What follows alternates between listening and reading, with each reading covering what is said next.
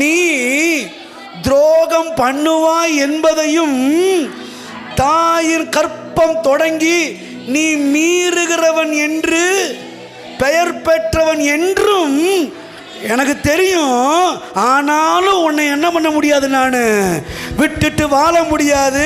அதனால நீ என் பக்கத்தில் வா. ஏதாவது புரியுதா? இந்த மீறுதலும் துரோகமும் ஆதியிலிருந்து வருது, ஆதாமிலிருந்தே வருது. நியாயப்பிரமாண காலங்களும் இருந்துச்சு, இப்பவும் இருக்குது. ஆனால் நியாயப்பிரமாண காலத்தில் வரக்கூடாதுன்னு சொன்ன அதே கர்த்தர் இப்போ வாழ்றாரு. ஏன் தெரியுமா?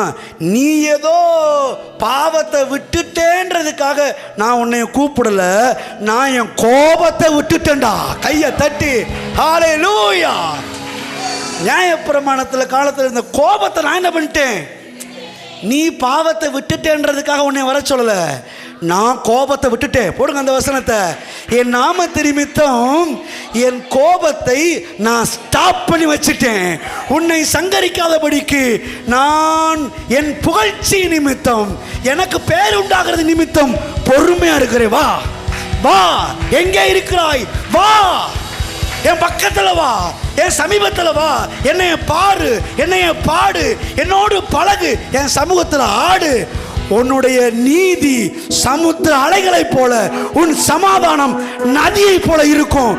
உனக்கும் உன் குடும்பத்துக்கும் உனக்குண்டான எல்லாவற்றிற்கும் குறைவு வராதபடி நான் பராமரிப்பேன். வா மகனே, வா ஆதாமே, வா ஏவாளே, வா சாராள், வா.